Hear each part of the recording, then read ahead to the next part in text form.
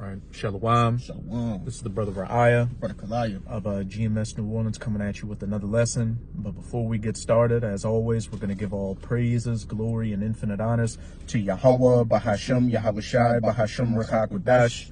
Double honors to the apostles and elders of Great Millstone who ruled and teach well.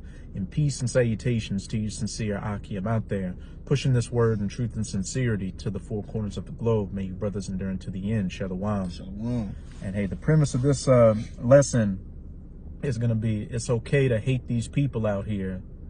And, you know, me and this brother, you know, are having a conversation, you know, before we started the lesson. And I even remember about a week ago, you said something similar, you know, and over these last couple of weeks, especially, and, you know, last night, you know, was Eve of Destruction. So I was driving back from, you know, the brother's house back to my place, about an hour drive, and people were just driving like maniacs out there. There was a horrible wreck, and people were still speeding around the wreck. And I was just sitting there thinking, like, man, you people just, you really deserve the perfect judgment that's coming your way. And, you know, there's nothing wrong with hating these people out here. They hate the Lord, so what? Hey, they deserve everything that's coming their way. And, you know, all throughout the scriptures, you know, it speaks of hating those that hate the Lord. Not just these heathens, which goes without saying, but even 2/3 of our people. That's right. And as we are in 2026 now, you know, things are going to continue to ramp up exponentially, and we're going to see more judgments out here. So, if I could just say real quick, so, you know, don't feel bad, you know, don't feel bad when you start seeing people you knew in the world, fringe, so-called fringe you knew in the world, family you knew in the world, get these horrific judgments because they did everything in their power, you know, to receive that judgment. But you got it. Yeah, I just want to say, because, you know, Eve don't really make too many valid points, but I was on Instagram like a little bit before you called me earlier, and Eve was like, man, you can't tell me that people were this weird before the C, you know, before the jab. And, you know, also, you know, we getting closer and closer to the end of this thing, but that's also a booster in itself, you know. These people are acting, you know, sporadic. We seen a lot of that in the initial stages, okay, of you know, the juice being distributed, but we're seeing it more and more now as it's taking more effect. You know, the lifespan of these people are coming to an end, and you're starting to see it, you know, get sporadic. But I got a precept to back you up. Yep. And you know, I'm happy you people took that juice and you're deteriorating out here. You know, even though we got to deal with your, you know, your fuck up and making that choice, hey, seeing you get the results of it is a beautiful thing. And we're going to continue, you know, to enjoy to see the collapse of this society and the collapse of you wicked, proud, haughty people in it as well. This will back you up. This is 2 Timothy chapter 3. I'm going to start at verse 1. This know also that in the last days perilous times shall come. For men shall be lovers of their own selves, covetous, boasters, proud, blasphemers, disobedient to parents, unthankful, unholy, without natural affection, truce breakers, false accusers, incontinent, meaning, you know, being sexually, you know, devious out here, fierce, despisers of those that are good, which we clearly see with our people and these heathens, you know, coming against the men of the Lord, traitors, heady, high-minded, lovers of pleasures more than lovers of the Most High. yeah, and ultimately, your true self is being shown, man. All right, that covered the board of, you know, basically everything. All right, and it's showing, man. All right, if you know, in the freakism, that's at an all-time high. Adultery at an all-time high.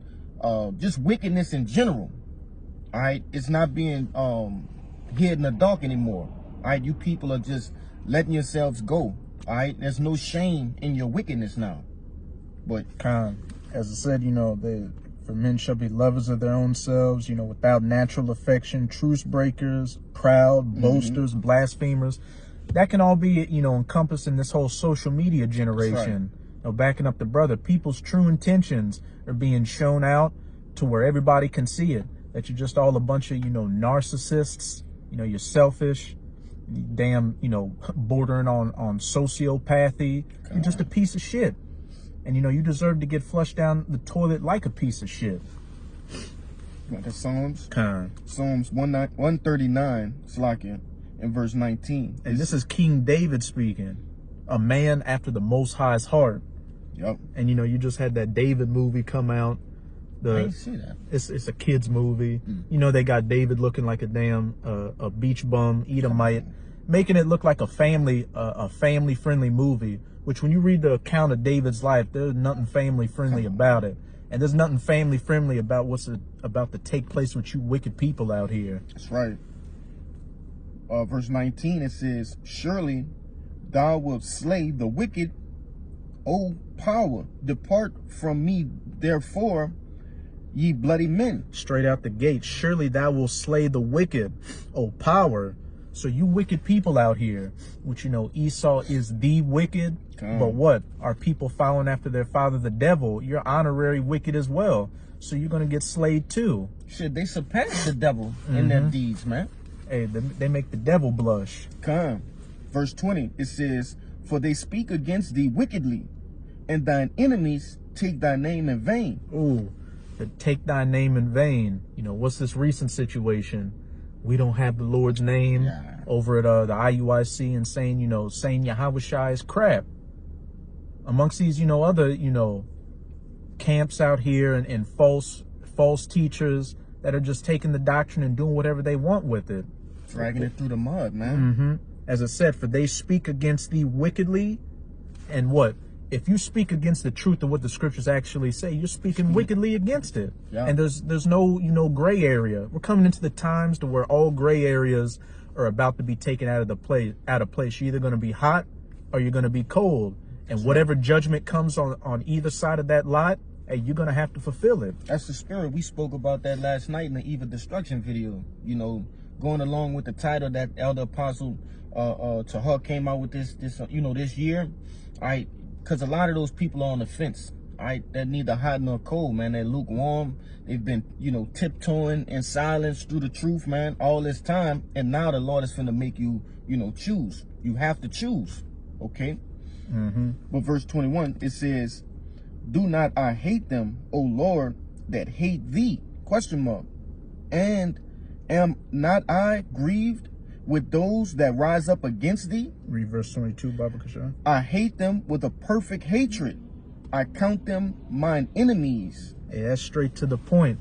Hey, it's okay to hate according to the scriptures, because I've always had this question in my mind. How do you know what you love if you don't know what you hate? The Lord is, you know, he likes a just balance.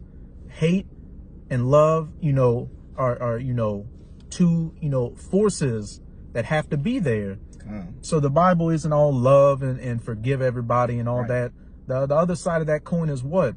Hate and destruction and judgment, which is what is coming into these times. You know, as it says in Ecclesiastes chapter 3, there's a time and a season for everything. And we can clearly see with the state of the affairs of life out here, this isn't a time of coming together, loving and you know, eating marshmallows. This is a time of desperation, you know, separation and destruction. As it said in that 2 Timothy chapter 3, verse 1, "For in the last days perilous times shall come." And if you're in a perilous situation, you know, you're not in a loving spirit. I got one real quick. You got it. It's the book of James chapter 4 and verse 4. It reads, "Ye adulterers and adulteresses, know ye not that friendship with the world is enmity with Yahweh? Whosoever therefore will be a friend of the world is the enemy of Yahweh." We said in that 1 John. No, this James 4 and 4. You know, and ultimately, it's not saying that Jake can't have friends. Yeah, we all have friends, right, in the world. But choosing them over Yahweh Ba'Shem Yahushai, okay? Putting them before the Lord, all right? Putting them before this truth, putting them before brothers, okay? The ministry, all right? That's how you show you hate the Lord, man. That you have friendship with the world, okay? Shit, after this, I'm going to see a friend of mine, a college friend of mine, you know? But that comes after the work, you know? That's not something, you know, Jake is like, I'm going to call a brother and tell him, hold on, we ain't going to do this lesson. I'm finna, nah, you know, this first, all right? The truth first, man. Con. You know, what you getting that when you can get Jeremiah chapter 7. Mm-hmm. You can read verse 16 and then jump to 19 and read 19 and 20. So Jeremiah 7:16 verses 19 to 20. It's Jeremiah 7 and verse 16. It reads, therefore pray not thou for this people, neither lift up cry nor prayer for them, neither make intercession to me, for I will not hear thee. So, you know, when you go into this account, you know, this is during the time of the Babylonians taking down the southern kingdom. And what was Jake doing? Rebelling, as Jake always does. And, you know, you had the prophet Jeremiah, you know, preaching the words of the Lord to him. But it got to the point that, as we just read, the Lord said, don't even pray for this people. And Jeremiah even got to the point that's like, look, Lord, just cut them off. Right. Because they're just too goddamn wicked. So what? Jeremiah had that hatred in his heart towards them. So again, you know, don't let anybody try to gaslight you, you know, to you sincere Akim and Akwat out there. There's no problem in hating these people, you know, even 2/3 of our people, because what? They're a part of this world, and what? Especially if they come against, you know, the truth, that's it for them. But, you know, just to put that clarification out there, what you said earlier, you know, you don't just have to blindly hate everybody out here. You know, the brother said he's going to, you know, meet up with a friend he knew. You know, you got people you know in the world you care about. You know, they may make it, they may not make it. Hey, it is what it is. But when it comes to, you know, just the wickedness of these people out here, don't feel like you're going against the Lord just because you have that perfect hatred in your heart for him. You want to see him get judged. Because honestly, they're doing more harm being alive than being in the spirit world. Yeah, they born in vain, man. Mm-hmm. You know? And I wanted to say, because their conscience is seared with an hot iron, man. And if you understand what that means that's like, you know, when you go to a steakhouse and they put the stamp on the meat, that's actually a hot iron, okay? And you can't remove that. So with it being seared with wickedness, as much preaching and you know, begging that you know, do towards these people, it will never change. The outcome will never change. They're still going to be wicked. You know, that's why the Lord give you discernment, right, and wisdom to you know, peep out the ones who you picking up the better of the worst, so to say, you know, when you're dealing with friends and family. But you want start at 19? Yeah, you can read 19 and 20. Got you. This Jeremiah 7 and 19. It says, do they provoke me to anger? Question mark. Saith the Lord, do they not provoke themselves to the confusion of their own faces? And you know, the Lord's being rhetorical. Of course they're provoking him to anger. As with Jeremiah, they didn't want to take heed to the words of the prophets. As today, they don't want to take heed to the words of the prophets, and we're coming in the stead of Jeremiah. And it said it's to provoke their faces to confusion, going into what? You know, them following after everything else under the sun but the truth. You know, not taking heed to, you know, who they are, who their power is. And even then, if they, you know, some of them acknowledge that they are Israelites, what? They're messing with the true doctrine. Just being completely confused out here. Verse 20, it says, therefore thus saith the Lord Yahweh, behold, mine anger and my fury shall be poured out upon this place, upon man and upon beasts and upon trees of the field and upon the fruit of the ground, and it shall burn and shall not be quenched. And hey, you know, we know back then, you know, King Nebuchadnezzar, the Neo-Babylonians came and razed Jerusalem. But what? Hey, the modern day Babylonians, Esau, Romans are about to come in again and lay siege to Jerusalem. That's right. And then what? Ultimately, this place, it said what? At the end of that verse, and it shall burn and shall not be quenched. America and these wicked people in it are ultimately going to be burned when those nuclear missiles hit this place. And it's as simple as that. I got something for you. It's Jeremiah 15 and 1.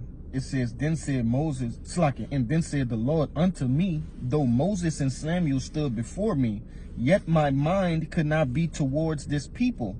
Cast them out of my sight and let them go forth. All right, and if your mind is not towards something, all right, your attention is not on it, you really don't have a care in the world about it. Okay, and that's what the Lord is telling, all right, Moses and Sam, well, not Moses and Samuel, Jeremiah, all right, towards these 2/3 of the nation of Israel, man. His mind is not towards them. Therefore, our mind is not towards them, man. All right. And he was saying with Moses and Samuel before me, he was pretty much saying, look, I've sent the prophets before them. Even with the prophets before them, my face can't be towards them, because what? They're not taking heed to them. They didn't take heed to those men, as they aren't taking heed to you, as the majority of our people aren't taking heed to us to this day. And when you read on down, it's just going into the judgment they're gonna receive, from the Lord not having his mind towards them, man. The Lord's mind is towards the elect, and that's how we see it. So nevertheless, ultimately, it's fuck these people, man. That's just what it is, bro. And unless you got one more. No, I don't. We can close it out in Proverbs chapter 1. We can read I don't know where you're going. We can start at 23 and read down to 29. Got you. Because the first couple of verses around verse 20 says, wisdom crieth without, in the chief places of concourse. How long will you simple ones remain simple? Pretty much the prophets being out preaching to our people, whether it be physically on the highways and byways or on the internet highway with these video epistles. But what? Majority of our people aren't going to take heed to it. So this is what the Lord's response is going to be to it. Backing up to the brother, in the premise of this lesson, it's okay to hate these people and really fuck these people at the end of the day. And the Lord's going to show you how nasty it's going to be when he brings that judgment on you, the type of mindset he's going to be in and the mindset his men are going to be in. This the book of Proverbs 1:23, it says, turn you at my reproof. Behold, I will pour out my spirit unto you. I will make known my words unto you. Through his prophets. Because I have called and ye refused. I have stretched out my hand and no man regarded. That's 2 Ezra chapter 9. When time of liberty was yet open to them, they despised the word and cast it behind their back. It says, verse 25, but ye have set at naught all my counsel, and would of none of my reproof. I also will laugh at your calamity. I will mock when your fear cometh. So the Lord's going to be laughing at you when these judgments fall upon you. And the brother didn't go down in that Jeremiah 15, but it said, those to the sword, to the captivity, you getting killed by these troops out here, getting killed by these heathens, getting killed by other Israelites in civil wars, race wars, martial law, getting sent into captivity, getting tortured to death in a concentration camp, famines, be a lot of starvations to death, and getting torn to pieces by wild animals out here. Right. Those judgments are coming, and the Lord said he's going to mock and laugh at you when these calamities come. And how's he ultimately going to do that? Through his men, who you can physically see out here. Verse 27, when your fear cometh as a desolation, and your destruction cometh as a whirlwind, when distress and anguish cometh upon you, then shall they call upon me, but I will not answer. They shall seek me early, but they shall not find me. Hey, though Moses and Samuel or before them, my heart cannot be towards this people. Or in that Jeremiah 7, pray not for this people, for I will not hear them. Verse 29, it says, for they that they hated knowledge, and did not choose the fear of the Lord, they would none of my counsel, they would despise all my reproof. You can read 31. It says, therefore shall they eat of the fruit of their own way, and be filled with their own devices. Hey, that same energy you put out is that exact same energy you're gonna get back to you. God. And you trying to, what's that saying? Your hands are too short to box with the Lord. God, that's heavy. Hey, you're gonna find that out real quick. You thought everything was just a game out here, but everything should be telling you that playtime's over. And when it's really blood, guts, and ass out here, and you're gonna seek the Lord, but the only thing you're gonna find in that day is a laughter, a mocking in your face as you're at your lowest estate. And it's as simple as that. God, the same thing that made you laugh gonna make you cry, man. These men, women, and I'm talking about those that are among the know. All right, they understand, they know the truth. I wouldn't say understand, but they know of the truth. You know, they mock at our videos, our dress, our apparel, our apostles, our elders. All right, that same laughing, all right, will turn into weeping, man. God. So with that, we hope you sincere Akim and Akwath were edified. But before we get out of here, as always, we're going to give all praises, glory, and infinite honors to Yahweh, Bahashem, Yahawashi, Bahashem, Rakakwadash. Double honors to the apostles and elders of Great Millstone who rule and teach well. And peace and salutations to you sincere Akim out there, pushing this word in truth and sincerity to the four corners of the globe. May you brothers endure to the end. Ababa Ball, Baba Ball, Kwam Yasharala, Kwam Yasharala, Shalom. Shalom.